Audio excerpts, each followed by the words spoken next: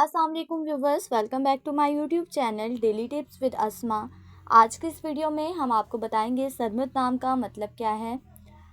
सरमद नाम का शुमार लड़कों के नामों में होता है। सरमद एक इस्लामी नाम है। सरमद नाम की इब्तदाई तारीख अरबी ज़ुबान से निकलती है।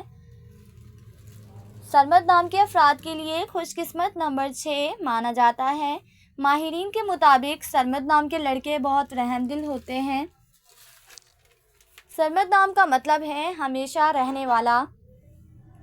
सरमद नाम के लड़कों के लिए खुशकिस्मत दिनों में एतवार और मंगल का दिन शामिल है। सरमद नाम के अफराद के लिए मुवाफिक रंगों में सुर्ख जंगनुमा हल्का सब्ज रंग शामिल है।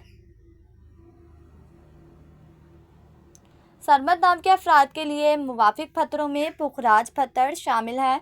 खुशकिस्मती वाली धातों में हिंसों के हिसाब से तांबा शामिल है। फ्रेंड्स, अगर आप अपने नाम का मतलब जानना चाहते हैं तो कमेंट बॉक्स में अपना नाम लिखें। इंशाल्लाह हम आपके नाम की वीडियो ज़रूर बनाएंगे।